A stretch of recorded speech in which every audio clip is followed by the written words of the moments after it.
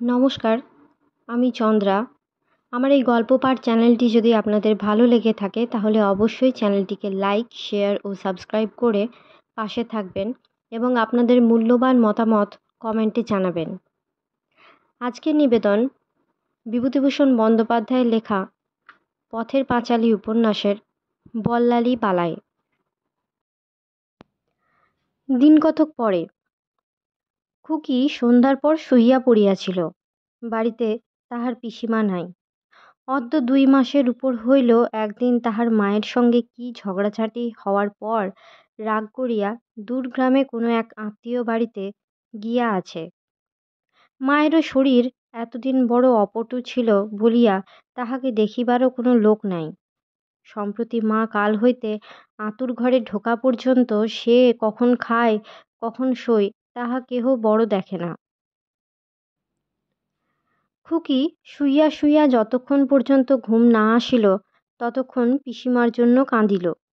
রোজ রাত্রে সে কাঁদে। তাহার পর খানিক রাত্রে কাহাদের কথাবার্তা শুনিয়া জাগিয়া উঠিয়া দেখিল কুড়ুনির মা দায় রান্নাঘরের ছ্যাঁচতলায় দাঁড়াইয়া কথা বলিতেছে। পাড়ার ন্যাড়ার ঠাকুরমা আরও কে কে উপস্থিত আছেন। সকলেই যেন ব্যস্ত ও উদ্বিগ্ন। খানিকটা জাগিয়া থাকিয়া আবার শুইয়া পড়িল। বাঁশবনে হাওয়া লাগিয়া শিরশিরি শব্দ হইতেছে। আঁতুড় ঘরে আলো জ্বলিতেছে ও কাহারা কথাবার্তা কহিতেছে। দাওয়ায় জ্যোৎস্না পড়িয়াছে। ঠান্ডা হাওয়ায় একটু পরে সে ঘুমাইয়া পড়িল। খানিক রাত্রে ঘুমের ঘোরে একটা অস্পষ্ট আওয়াজ ও গোলমাল শুনিয়া আবার তাহার ঘুম ভাঙিয়া গেল। তাহার বাবা ঘর হইতে বাহির হইয়া আঁতুড় ঘরের দিকে দৌড়িয়া ব্যস্তভাবে বলিতে বলিতে যাইতেছে, কেমন আছে খুড়ি, কি হয়েছে? আঁতুড় ঘরের ভিতর হইতে কেমন ধরনের গলার আওয়াজ সে শুনিতে পাইল।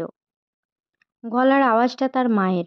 অন্ধকারের মধ্যে ঘুমের ঘোরে সে কিছু বুঝিতে না পারিয়া চুপ করিয়া খানিকক্ষণ বসিয়া রহিল। তাহার কেমন ভয় ভয় করিতেছিল। মা ওরকম করিতেছে কেন? কি হইয়াছে মায়ের? সে আরও খানিকক্ষণ বসিয়া থাকিয়া কিছু বুঝিতে না পারিয়া শুইয়া পড়িল এবং একটু পরেই ঘুমাইয়া পড়িল। কতক্ষণ পরে সে জানে না। কোথায় যেন বিড়ালছানার ডাকে তাহার ঘুম ভাঙিয়া গেল। চট করিয়া তাহার মনে পড়িল পিসিমার ঘরের দাওয়ায় ভাঙা উনুনের মধ্যে মেনি বিড়ালের ছানাগুলো সে বৈকালবেলা লুকাইয়া রাখিয়া আসিয়াছে। ছোট তুলতুলে ছানা কয়টি, এখনো চোখ ফুটে নাই। ভাবিল, ওই যা, ওদের হুলো বেড়ালটা এসে বাচ্চাগুলোকে সব খেয়ে ফেলল। ঠিক। ঘুম চোখে উঠিয়া তাড়াতাড়ি সে অন্ধকারের মধ্যে পিসিমার দাওয়ায় গিয়া উনুনের মধ্যে হাত পুড়িয়া দেখিল বাচ্চা কয়টি নিশ্চিন্ত মনে ঘুমাইতেছে। হুলো বেড়ালের কোনো চিহ্নই নাই কোনো দিকে। পরে সে অবাক হইয়া আসিয়া শুইয়া পড়িল এবং একটু পরেই ঘুমাইয়া পড়িল। ঘুমের ঘোরে আবার কিন্তু কোথায় বিড়ালছানা ডাকিতেছিল। পরদিন উঠিয়া সে চোখ মুছিতেছে। কুড়ুনির মা দাই বলল, খুকি, কাল রাত্রিরে তোমার একটা ভাই হয়েছে, দেখবা না? ও মা, কাল রাত্রিরে এত চেঁচামেচি, এত কাণ্ড হয়ে গেল, কোথায় ছিলে তুমি? যা কাণ্ড হইল, কালপুরের পীরির দ্বারগায় সিন্নি দেবানে বড্ড রক্ষে করেছেন রাত্রিরে। খুকি এক দৌড়ে ছুটিয়া আঁতুড় ঘরের দুয়ারে গিয়া উঁকি মারিল। তাহার মা আঁতুড়ের খেজুর পাতার বেড়ার গা ঘেঁষিয়া শুইয়া ঘুমাইতেছে। একটি টুকটুকে অসম্ভব রকমের ছোট্ট, প্রায় একটা কাঁচের বড় পুতুলের চেয়ে কিছু বড় জীব কাঁথার মধ্যে শুইয়া সেটিও ঘুমাইতেছে। গুলের আগুনের মন্দ মন্দ ধোঁয়ায় ভালো দেখা যায় না। সে খানিকক্ষণ দাঁড়াইয়া থাকিতে থাকিতেই জীবটা চোখ মেলিয়া মিটমিট করিয়া চাহিয়া অসম্ভব রকমের ছোট্ট হাত দুটি নাড়িয়া নিতান্ত দুর্বলভাবে অতি ক্ষীণ সুরে কাঁদিয়া উঠিল। এতক্ষণ পরে খুকি বুঝিল রাত্রিতে বেড়ালছানার ডাক বলিয়া যাহা মনে করিয়াছিল তাহা কি। অবিকল বিড়ালছানার ডাক, দূর হইতে শুনিলে কিছু বুঝিবার জো নাই। হঠাৎ অসহায় অসম্ভব রকমের ছোট্ট নিতান্ত ক্ষুদে ভাইটির জন্য দুঃখে মমতায় সহানুভূতিতে খুকির মন পরিপূর্ণ হইয়া উঠিল। ন্যাড়ার ঠাকুমা ও কুড়নির মা দায় বারণ করাতে সে ইচ্ছা সত্ত্বেও আঁতুর ঘরে ঢুকিতে পারিল না। মা আঁতুর হইতে বাহির হইলে খোকার ছোট্ট দোলাতে দোল দিতে দিতে খুকি কত কি ছড়া গান করে। সঙ্গে সঙ্গে কত সন্ধ্যা দিনের কথা, পিসিমার কথা মনে আসিয়া তাহার চোখ জলে ভিজিয়া যায়। এই রকমের কত ছড়া সে পিসিমা বলতো। খোকা দেখিতে পাড়ার লোক ভাঙিয়া আসে। সকলে দেখিয়া বলে, ঘর আলো করা খোকা হয়েছে, কি মাথায় চুল, কি রং, বলা বলি করিতে করিতে যায়, কি হাসি দেখেছ নদী। খুকি কেবল ভাবে তাহার পিসিমা একবার যদি আসিয়া দেখিত। সবাই দেখিতেছে, আর তাদের পিসিমাই কোথায় গেল চলিয়া, আর কখনো ফিরিয়া আসবে না। সে ছেলে মানুষ হইলেও এটুকু বুঝিয়াছে যে এ বাড়িতে বাবা কি মা কেহই পিসিমাকে ভালোবাসে না, তাহাকে আনিবার জন্য কেহ গা করিবে না। দিনমানে পিসির ঘরের দিকে চাহিলে মন কেমন করে। ঘরের কবাটটা এক একদিন খোলাই পড়িয়া থাকে। দাওয়ায় চামচিকার নাদি জমিয়াছে। উঠানে সেরকম আর ঝাঁট পড়ে না। এখানে শ্যাওড়ার চারা, ওখানে কচু গাছ, পিসিমা বুঝি হইতে দিত। খুকির বড় বড় চোখ জলে ভরিয়া যায়। সেই ছড়া, সেই সব গল্প খুকি কি করিয়া ভোলে। সেদিন হরিপালিতের মেয়ে আসিয়া তাহার মাকে বলিল, তোমাদের বুড়ি ঘাটের পথে দেখি মাঠের দিক থেকে একটা ঘটি আর পুটুলি হাতে করে আসছে, এসে চক্রবর্তী মশাইদের বাড়িতে ঢুকে বসে আছে।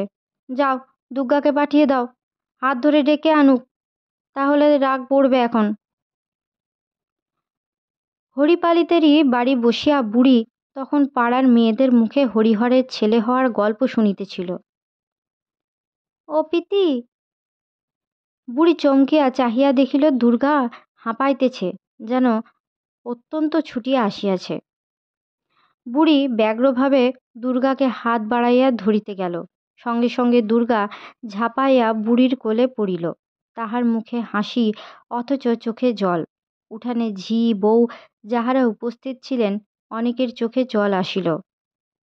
প্রবীণা হরিপালিতের স্ত্রী বলিলেন, নেও ঠাকুরজি, ও তোমার আর জন্মে মেয়ে ছিল, এই মেয়েই তোমার আবার ফিরে এসেছে।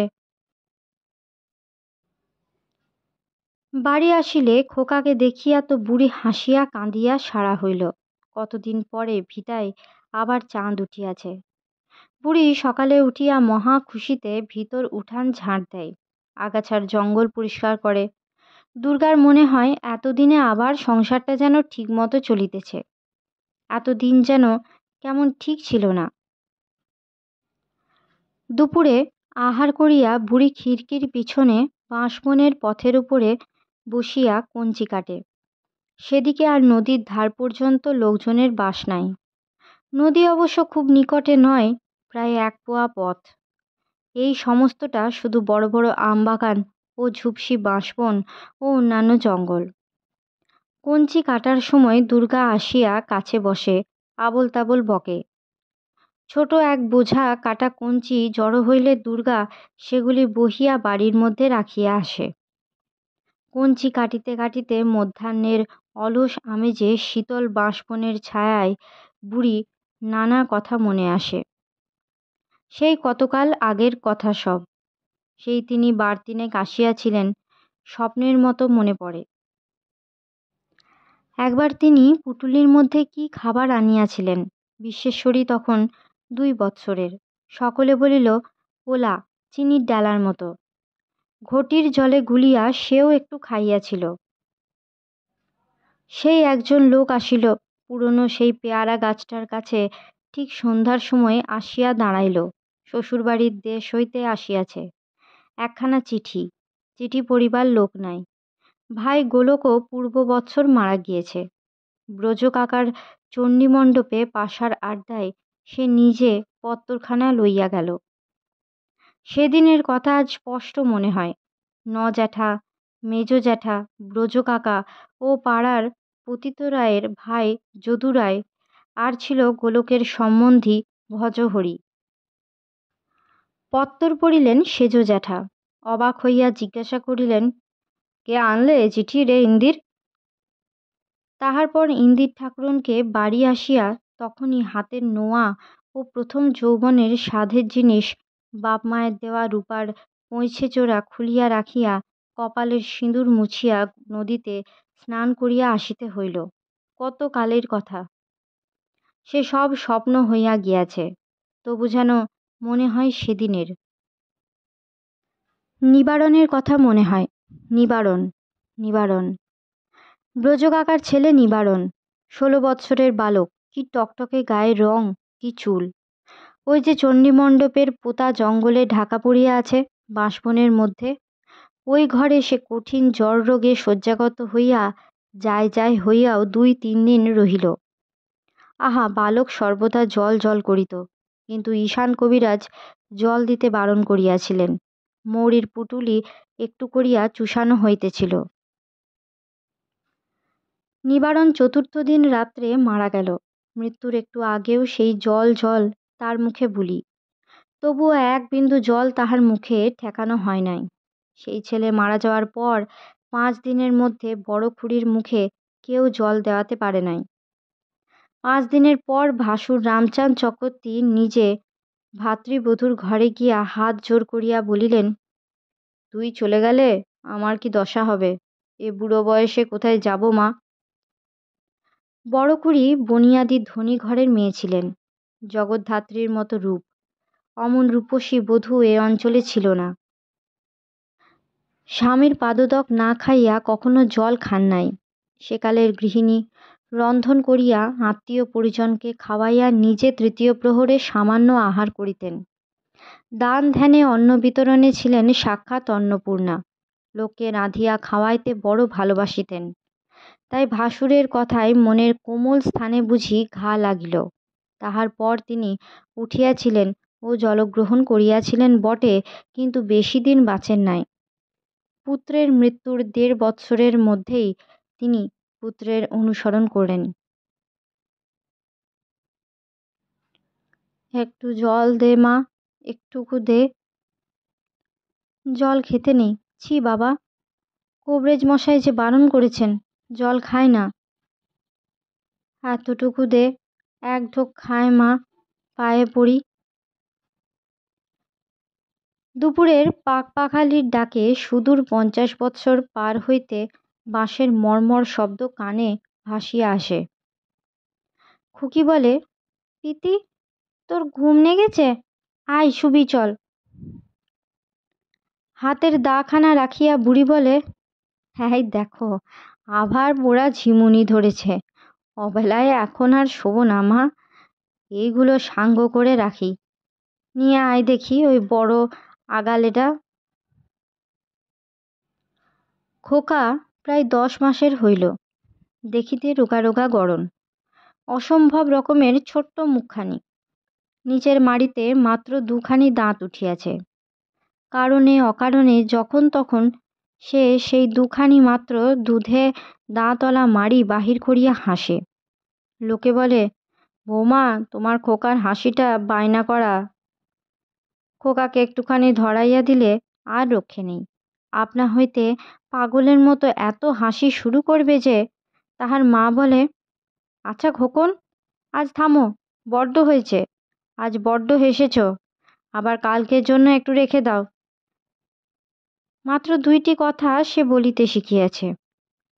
মনে সুখ থাকিলে মুখে বলে যে যে যে যে, এবং দুধে দাঁত বাহির করিয়া হাসে। মনে দুঃখ হইলে বলে, না না না না, ও বিশ্রী রকমের চিৎকার করিয়া কাঁদিতে শুরু করে। যাহা সামনে পায় তাহারই উপরই ওই নতুন দাঁত 2খানি জোর পরখ করিয়া দেখে। মাটির ডালা, 1 টুকরো কাঠ, মায়ের আঁচল। দুধ খাওয়াইতে বসিলে এক এক সময় সে হঠাৎ কাঁসার ঝিনুকখানাকে মহা আনন্দে নতুন দাঁত 2খানি দিয়ে জোরে কামড়াইয়া ধরে। তাহার মা খিলখিল করিয়া হাসিয়া উঠিয়া বলে, ও কি, আরে ও খোকন, ঝিনুকখানাকে কামড়ে ধরলি কেন? ছাড় ছাড়, ওরে করিস কি? দুখানা দাঁত তো তোর মোটে সম্বল, ভেঙে গেলে তখন হাসবি কি করে শুনি? খোকা তবুও ছাড়ে না। তাহার মা মুখের ভেতর আঙুল দিয়া অতি কষ্টে ঝিনুকখানাকে ছাড়াইয়া লয়। খুকির উপরে সবসময় নির্ভর করিয়া থাকা যায় না বলিয়া রান্নাঘরের দাওয়া খানিকটা উঁচু করিয়া বাঁশের বাখারি দিয়া ঘিরিয়া তাহার মধ্যে খোকাকে বসাইয়া রাখিয়া তাহার মা নিজের কাজ করে। খোকা কাটরার মধ্যে শুনানি হইয়া ফৌজদারি মামলার আসামির মতো আটক থাকিয়া কখনো আপন মনে হাসে, অদৃশ্য শ্রোতাগণের নিকট দুর্বোধ্য ভাষায় কি বকে, কখনো বাখারির বেড়া ধরিয়া দাঁড়াইয়া উঠিয়া বাঁশবনের দিকে চাহিয়া থাকে। তাহার মা ঘাট হইতে স্নান করিয়া আসিলে মায়ের ভিজে কাপড়ের শব্দ পাইতেই খোকা খেলা হইতে মুখ তুলিয়া এদিক ওদিক চাহিয়া থাকে ও মাকে দেখিতে পাইয়া এক মুখ হাসিয়া বাখারির বেড়া ধরিয়া উঠিয়া দাঁড়ায়। তার মা বলে, এ কি ও মা, এই কাজল পরিয়া মুখ মুছিয়ে দিয়ে গেলাম, একেবারে হাঁড়ি চাচা পাখি সেজে বসে আছো? দেখি এদিকে আয়। জোর করিয়া নাক মুখ রগড়াইয়া কাজল উঠাইতে গিয়া খোকার রাঙা মুখ একেবারে সিঁদুর হইয়া যায়। মহা আপত্তি করিয়া রাগের সহিত বলে, যে যে যে যে। তাহার মা শোনে না। ইহার পর মায়ের হাতে গামছা দেখিলেই খোকা খলবল করিয়া হামাগুড়ি দিয়া একদিকে ছুটিয়া পালাইতে যায়। এক একদিন ঘাট হইতে আসিয়া সর্বজয়া বলে, খোকন বলে টু, দোলে তো খোকা, দোলে দোলে খোকন দোলে। খোকা অমনি বসিয়া পড়িয়া সামনে পেছনে বেজায় দুলিতে থাকে এবং মনের সুখে ছোট্ট হাত দুটি নাড়িয়া গান ধরে, যে যে যে যে যে জি, যে যে যে যে যে যে। তার মা বলে, আচ্ছা থামো আর দুলো না খোকা, হয়েছে হয়েছে খুব হয়েছে। কখনো কখনো কাজ করিতে করিতে সর্বজয়া কান পাতিয়া শুনিত খোকার বেড়ার ভিতর হইতে কোনো শব্দ আসিতেছে না, যেন সে চুপ করিয়া গিয়াছে। তাহার বুক ধড়াস করিয়া উঠিত, শেয়ালে নিয়ে গেল না তো? সে ছুটিয়া আসিয়া দেখিত খোকা সাজি উপুর করা এক রাশ চাঁপা ফুলের মতো মাটির উপরে বেকায়দায় ছোট্ট হাতখানি রাখিয়া কখন ঘুমাইয়া পড়িয়াছে। চারিদিক হইতে নালসে পিঁপড়ে, মাছি ও সুরসুরি পিঁপড়ের দল মহালোভে ছুটিয়া আসিতেছে। খোকার পাতলা পাতলা রাঙা ঠোঁট দুটা ঘুমের ঘোরে যেন একটু একটু কাঁপিতেছে। ঘুমের ঘোরে সে যেন মাঝে মাঝে ঢোক গিলিয়া জোরে জোরে নিঃশ্বাস ফেলিতেছে, যেন জাগিয়া উঠিল আবার তখনই এমন ঘুমাইয়া পড়িতেছে যে নিঃশ্বাসের শব্দটিও পাওয়া যাইতেছে না। সকাল হইতে সন্ধ্যা এবং সন্ধ্যা হইতে অনেক রাত্রি পর্যন্ত তাহাদের বাঁশবাগানের ধারে নির্জন বাড়িখানি 10 মাসের শিশুর অর্থহীন আনন্দগীতি ও অবোধ কলহাস্যে মুখরিত থাকে। মা ছেলেকে স্নেহ দিয়া মানুষ করিয়া তোলে। যুগে যুগে মায়ের গৌরব গাথা তাই সকল জনমনের বার্তায় ব্যক্ত। কিন্তু শিশু যা মাকে দেয় তাই কি কম? সে নিঃস্ব আসে বটে, কিন্তু তার মন কাড়িয়া লওয়া হাসি, শৈশব তারল্য, চাঁদ ছানিয়া গড়া মুখ, আদ আবোল তাবোল বকুনির দাম কে দেয়? ওই তার ঐশ্বর্য। ওরই বদলে সে সেবা নেয়, রিক্ত হাতে ভিক্ষুকের মতো নেয় না। এক একদিন যখন হরিহর বাজারের হিসাব কি নিজের লেখা লইয়া ব্যস্ত থাকে, সর্বজয়া ছেলেকে লইয়া গিয়া বলে, ওগো ছেলেটাকে একটু ধরো না, মেয়েটা কোথায় বেরিয়েছে? ঠাকুরজি গিয়েছে ঘাটে, ধরো দেখি একটু। আমি নাইব না ছেলে ঘাড়ে করে বসে থাকলেই হবে? হরিহর বলে, হুম, ওসব গোলমাল এখন এখানে নিয়ে এসো না, বড় ব্যস্ত। সর্বজয়া রাগিয়া ছেলেকে ফেলিয়া রাখিয়া চলিয়া যায়।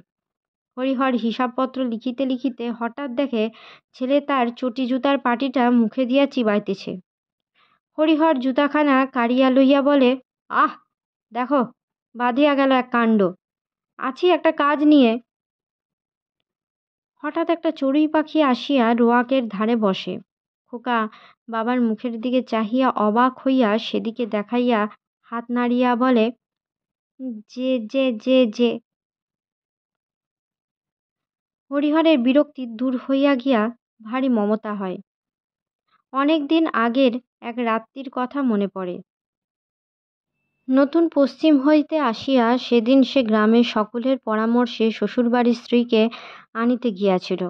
দুপুরের পর শ্বশুরবাড়ির গ্রামের ঘাটে নৌকা পৌঁছিল। বিবাহের পর একটিবার মাত্র সে এখানে আসিয়াছিল। পথঘাট মনে ছিল না।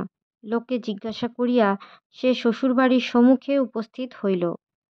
তাহার ডাকাডাকিতে একটি গৌরাঙ্গী ছিপছিপে চেহারার তরুণী কে ডাকিতেছে দেখিবার জন্য বাহিরের দরজায় দাঁড়ালো এবং তাহার সহিত চোখাচোখি হওয়াতে সেখান হইতে চট করিয়া সরিয়া বাড়ির মধ্যে ঢুকিয়া পড়িল।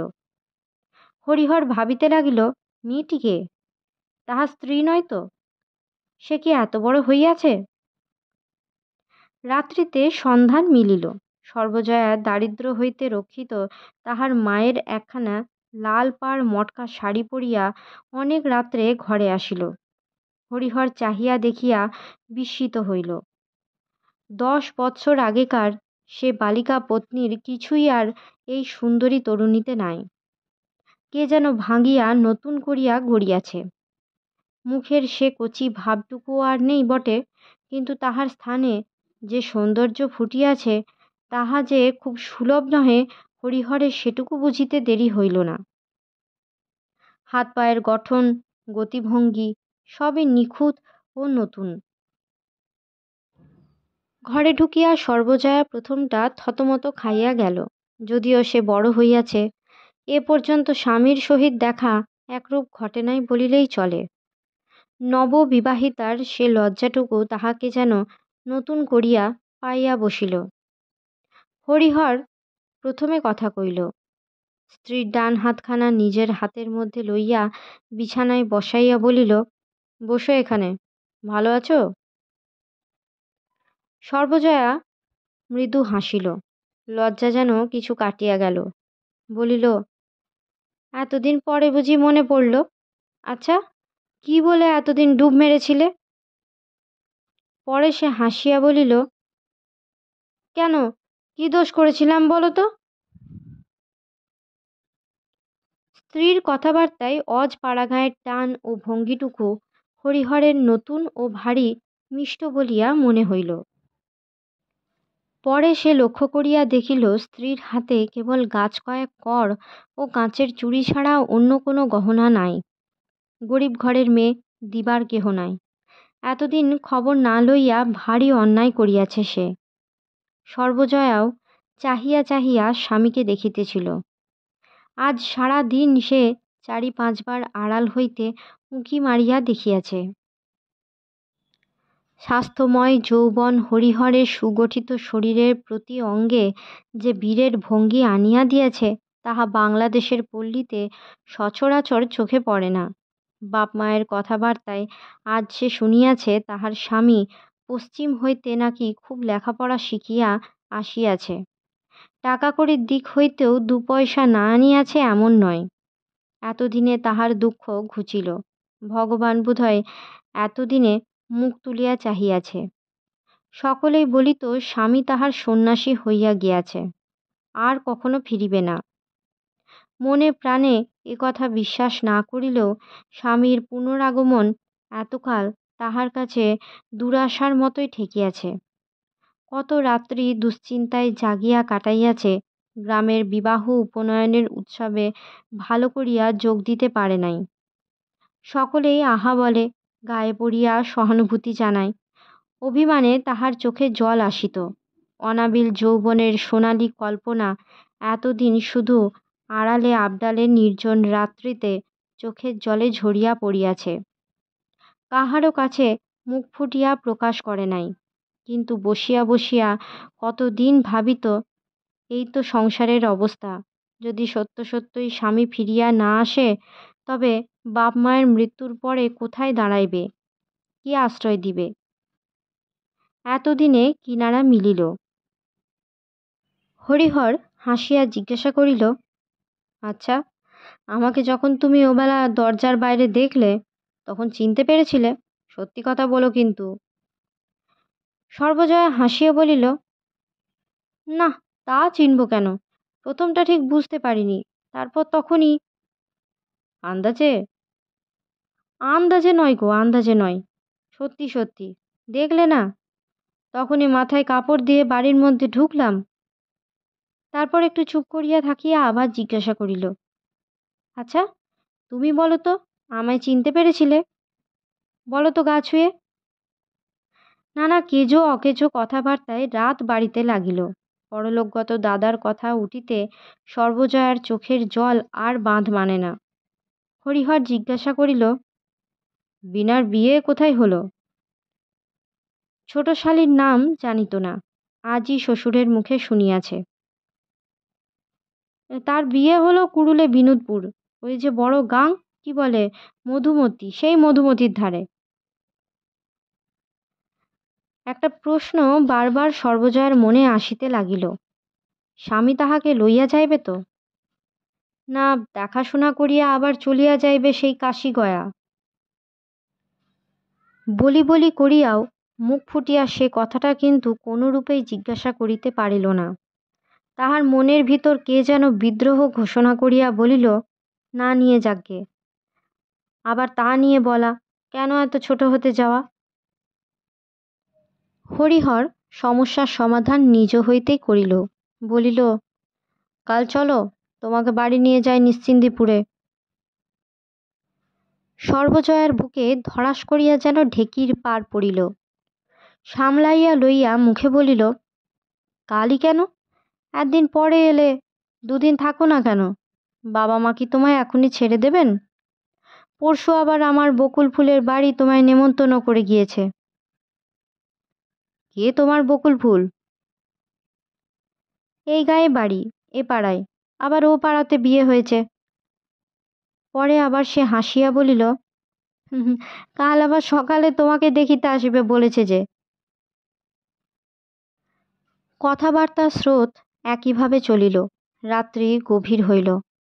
বাড়ির ধারেই সজনে গাছে রাতজাগা পাখি অদ্ভুত রব করিয়া ডাকিতেছিল।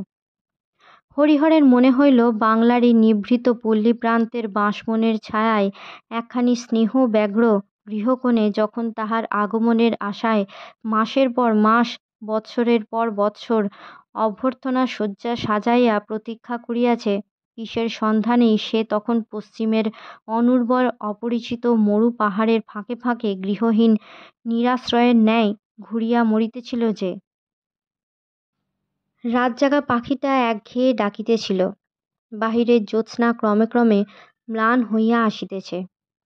এক হিসাবে এই রাত্রি তাহার কাছে বড় রহস্যময় ঠেকিতেছিল। সম্মুখে তাহাদের নবজীবনের যে পথ বিস্তীর্ণ ভবিষ্যতে চলিয়া গেছে, আজ রাত্রি হইতেই তাহার শুরু।